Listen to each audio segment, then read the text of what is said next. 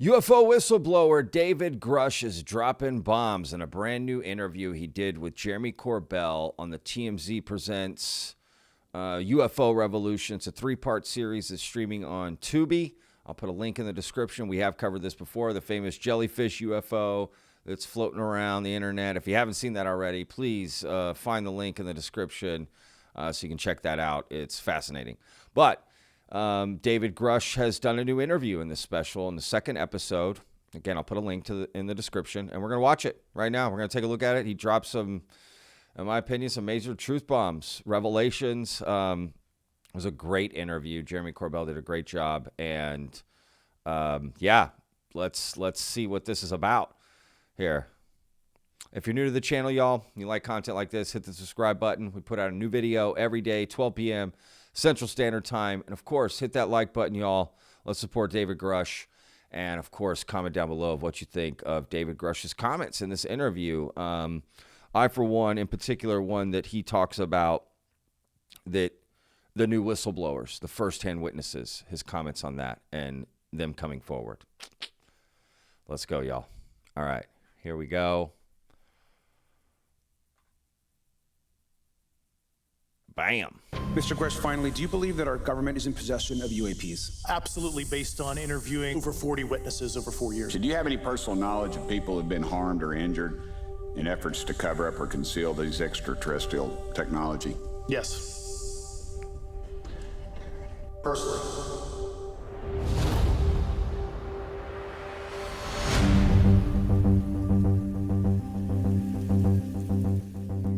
There we go. Boom.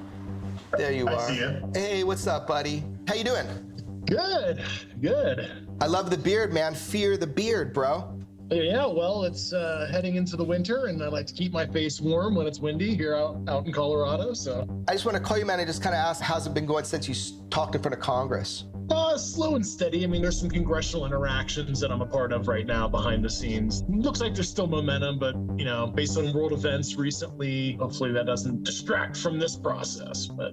Yeah, so for you, is there any moment where you've kind of regretted speaking up? You kind of had to, right? Yeah, I mean, I saw that was the, you know, course of action I had to do. I mean, you know, I don't, regret it. It's, you know, I didn't want to live in the Matrix when there's stuff like this that's being, you know, hidden from the world populace. There were certain colleagues of mine that were brutally administratively attacked, and it, you know, actually makes me very upset as a leader to see that happen to other coworkers. I was talking with the guys earlier today, and we talked a little bit about reprisals, not just the ones that are private, but the public ones, you know, when they were attacking and the intercept and shit like that. We were just talking about how hard that must be to kind of navigate all that, but you've done a good job, man. Appreciate it. Yeah, it's always hard to, you know, look at what the armchair quarterbacks and, you know, people who don't even know you want to say about you. So it comes to the territory. Were they human or non-human biologics? Non-human, and that was the assessment of people with direct knowledge on the program I talked to that are currently still on the program. Other than the retaliation, the threats, the reprisals you were facing, this is and was a matter of principle to you that human beings have a right to know this truth, right? Oh, 100%. Yeah, I'm not doing this for fame or fortune, and it was not career enhancing, and I had to do it for further my own protection when it seemed like my Inspector General complaints and my reprisal complaints weren't going to fully shield me from, you know, ongoing attacks behind the scenes against myself. Somebody had to do it, and I just decided to do that for the good of the people behind the scenes that are with me on this.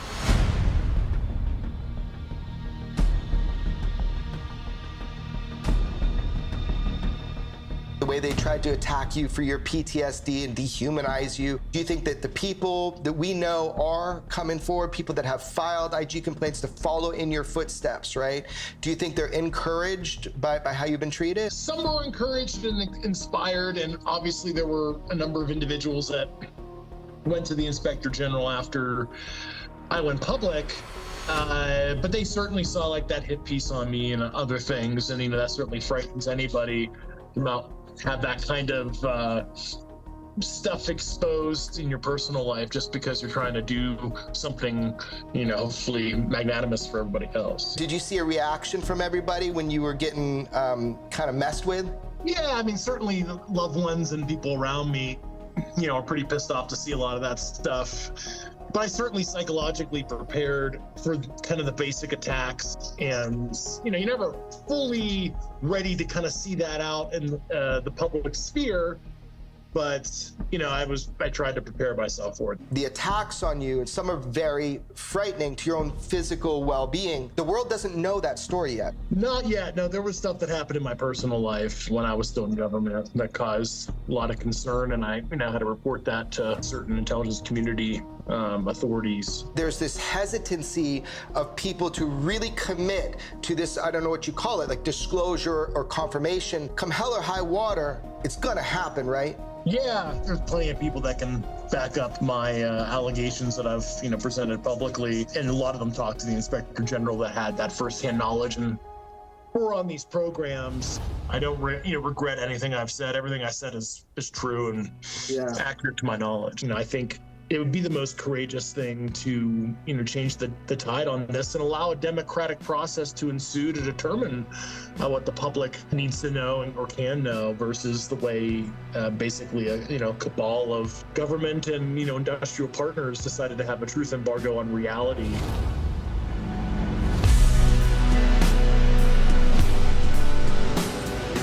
I'm excited that this is where the work starts. Getting you up there in front of Congress and you standing there and telling everybody what's up, that's one step, but that's now just the beginning to the work that's going to be done about bringing people forward and telling the truth to the American public about UFOs. Exactly. I know what I uncovered with high confidence, and, I'm just here to hold the government accountable publicly because I felt, that deep conviction. But, buckle up. I guess we'll see if there's any bumps in the road. I am driven by a commitment of both to truth and transparency.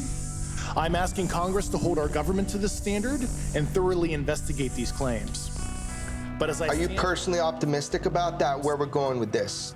On the UAP issue, yes. I'm liking where we're going. I think there's a lot of energy still, and we just have to deal with the politics, especially in Washington and Congress right now. But overall, I'm pretty excited for where things are heading. I think for a lot of people, it's some sort of ontological shock to have this decorated intelligence officer who is a true whistleblower standing up there boldly and being like, look, you've been lied to. UFOs are real. We've been reverse engineering these craft. Not only that, but there's biologics associated with these. All of this has been hidden from you, and it's time to end that. And I think if we keep pushing for that, then we're going to make a lot of progress, man. So just thanks for being loud about this. I know you took a lot of personal risk, but I got your back, and I know a lot of other people do too. So thank you. Very welcome. So, yes. Great job, Jeremy. That's a good interview. Good comments from David Grusch. For instance, not doing this for fame or fortune, right? I truly believe him when he says that. I mean that, right? Regardless if what he's saying is true or not, right? Only evidence can truly purport that, right? And show that. But yeah, I just don't see it. I just don't get that sense from him at all. Like, not even a smidge, if I'm being honest. Now, could he then get some residual fame and fortune because of what he... Well, yeah. And I don't blame him if he were to take a book deal or something down the road or something. Honestly, why would you? His story should be out there in a book. Let's be real. I would love to read David Grush's story in the book. Like, I would. So, yeah. But, yeah, I just get that sense from him, man. I don't know. Excited for where things are going. Right? If he's hopeful, that's positive, y'all. Let's be real. If he is hopeful, that's a good thing. Because he knows what's going on, where this is going the most, right? So that's great to hear, to be honest with you, if I'm being honest. That's very positive, very hopeful. So it was happy to hear him promote that message, right? So, yeah. I definitely love that. And he also says, I know what I uncovered, right? Like, I know what's there. Love that. He also says, everything I said is true, accurate to my knowledge. The only thing about that I would say is accurate to my knowledge. Like, is that maybe he just worded it wrong, but is that where it should be? Like, to your knowledge, shouldn't it just be based on evidence? Right? And proof? Like, that's how you know, not just your knowledge, but is your knowledge the evidence of proof? Maybe I'm overthinking that. I tend to overthink things sometimes, as you'll notice. But that's okay. This is what I do. I think it all through. So I don't know, just whatever. But yes, and this is what I found funny, actually. Why David's camera was so bad in that, right? He's like holding the camera and it's just like moving around everywhere. He's just like, yeah, I'm so excited. The whistleblowers are coming forward. And, you know, I was like, holy cow. Could they not have David set the camera down? Like Jeremy said, hey, dude, set the camera down. Right? Like, I don't know. It's just so odd, especially for a TV presentation like that. But whatever. It is what it is. In a way, it kind of lends to sort of David's sort of thought process, right? Like, that's just not where his mind's at. Do I look good on camera? Is this going good? Right? Like that, in a way, it's kind of adds to his credibility, if that makes sense. It's a small detail, but it just shows, like, you know what I mean? He's just like, whatever, dude. Here, this is the camera's on. Let's go. Like, you know what I mean? He's not like a narcissist like me here with the camera and the lights and the mic and a channel and saying, watch me, listen to me. Right. So, you know, and shout out to the armchair quarterbacks, me. Right. He's talking about me, people like me. And again, like you said, it comes with the territory. And it does. Again, if you're going to come out with claims that you say answers one of the greatest questions to face humanity, we're talking about billions of humans across millennia. Yeah, I think we deserve to ask some questions. You know what I mean? I think humanity deserves that as well. It's not fair. So, yes. But like the physical reprisals and attacking his character, and I just don't see the point in that. Right? Either what he said is true or not. Let's verify it. It's that simple. It's not about the person. It's not about the messenger. Like, look, I like David Grusch, but I don't know him. And it's not really about him in a sense. And he would say the same thing. It's about what he's uncovered. Right? Again, he's not doing this for fame or fortune. He's doing it because he's trying to keep the government accountable to this truth that he knows and has evidence and proof for. And again, he gave a treasure map and he said, go look here. I mean, that still boggles my mind that this guy did that and everyone's just like blows it off. Congress blows it off. Again, it's just all the red flags, man. David Grusch is just, he's pulling a thread that just keeps going. Right? And we're like, how, dang, dude, how big is this sweater? You know? The sweater being the secrets. Anyway. Yeah, I found it fascinating, but it scares me that he's going to face that, but it makes sense. All whistleblowers, anyone coming forward, anyone speaking truth to power, you're going to face reprisals, right? So, yes, you know, I hope, you know, maybe like a public fund could be started to help them with security or something. Again, I'm not saying it's true or not. I don't know why the government doesn't provide some sort of protection. I mean, if there's a law enacted for whistleblower protection, shouldn't that come with some sort of security or something for maybe public events or something? I don't know. I'm just saying. I'm just spitballing here, okay? I don't know, but I just think, yeah, man. I mean, he's clearly barking up a tree that people don't want him to, right? And again, his story can be verified in the sense that his background could be verified. He worked for the government. There's no question about that. His education can be verified. You know, people can verify his investigation. He's got lots of coworkers. You know, there's no question of who he is, where he worked, his education, right? He testified before Congress. He's providing documents and proof and evidence. And what else do we want from somebody, right? We should all be behind David Grusch and what he's trying to do, because either we find out it's BS or we find out it's true. And either way gets us closer to the truth, y'all. You know? But man, let's be real. There's something there. There's something there, man. David knows it. And these firsthand witnesses that are going to come out, that's who I can't wait to hear from. That is true. Now, granted, David Grusch has a op-ed coming out where he's going to state he's also a firsthand witness, right? That he was read into a UFO program. Now, I do have more information on that, okay? There was some stuff that came out on Reddit that got leaked, and on Twitter. A Daily Mail article was written about it. You may have seen some rumblings. I am going to cover that in a video tomorrow. It's basically about a presentation he gave to some Wall Street.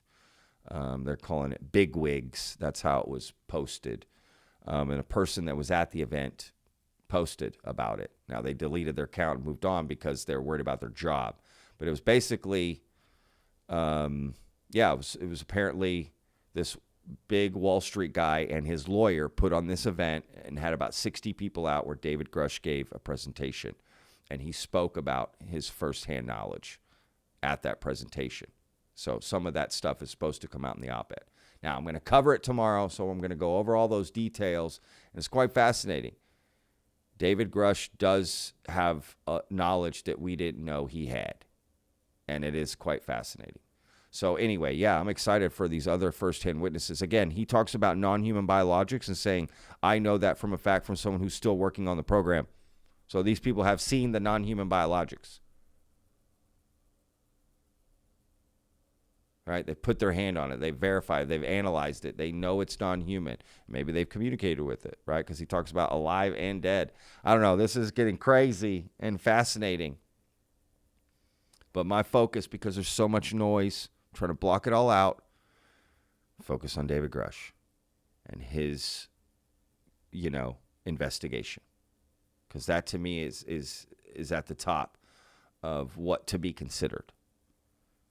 Now, I'm not saying it's true or not, but our best bet is there. That I do believe.